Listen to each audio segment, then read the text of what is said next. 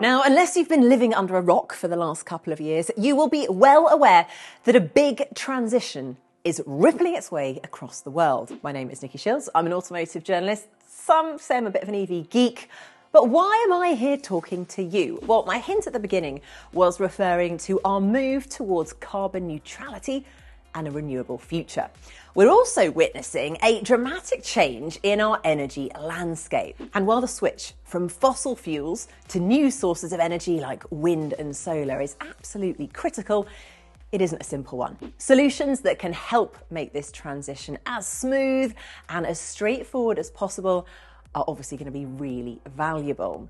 And as our mobility becomes increasingly electrified, one such solution is actually closer to becoming an everyday reality than you might have realised. Well, we're actually already seeing lots of progress, and the next 10 years will see a rapid growth in the number of electric vehicles on our roads. Now, this is the interesting thing. A recent study by the European Environment Agency actually found that in the future, up to 80% of cars in the EU will be electric. Now, I am sure you are already aware that the EU is phasing out the sale of new petrol and new diesel-powered cars by 2035. This is all part of an effort to reach its goal of producing net zero carbon emissions by 2050. At the same time, renewable sources of energy are on the increase.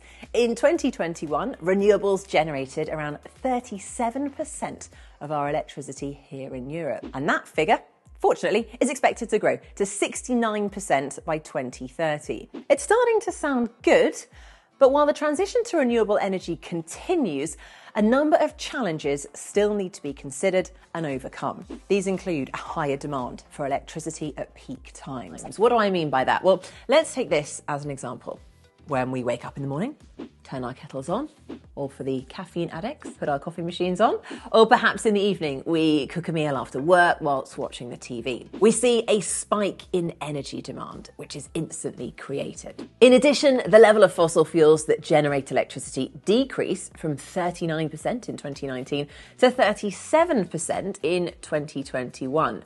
So a lot more needs to be done to reduce the carbon intensity of energy creation. And countries still need to increase their capacity to generate and store energy to meet the higher demand in the future. So let's think about this. When it comes to storing energy, batteries, like the larger ones found in EVs, could actually become a really efficient solution.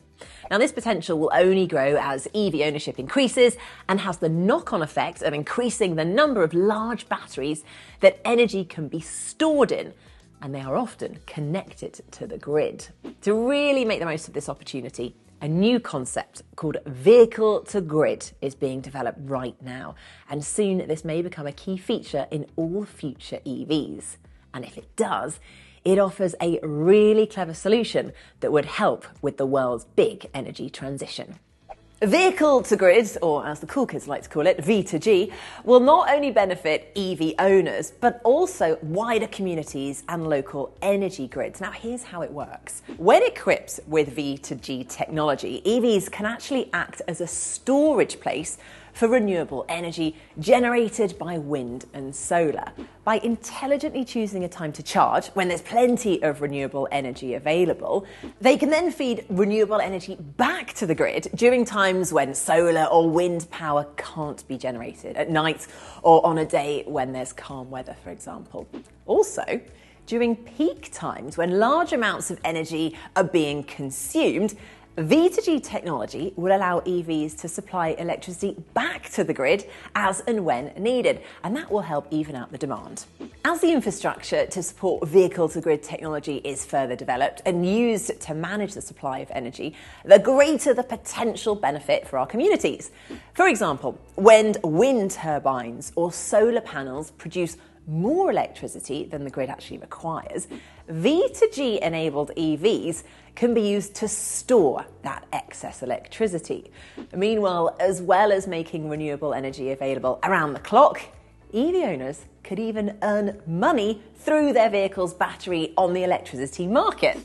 Yeah, I thought that would get your attention. When you think about it, for much of the day, EVs remain parked and stationary. And actually, most daily journeys usually only require around 1/10 of the car's battery capacity when it's actually being driven.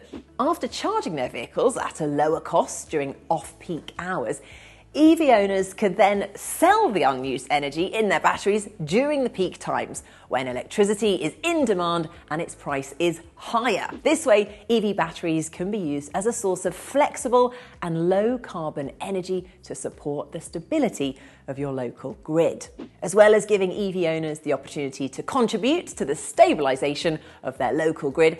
V2G technology will also contribute to the reliable provision of renewable energy. On top of all of this, a number of projects have demonstrated how V2G technology can provide additional benefits, including boosting the democratisation of the grid, i.e. making it more accessible, supporting new entrants to the energy market, and empowering communities so we can all benefit from zero carbon energy sources. As V2G technology expands, all our electric vehicles combined could serve as a power plant spread throughout the community. Think about this. One EV can store enough electricity to supply up to 5 households for 24 hours.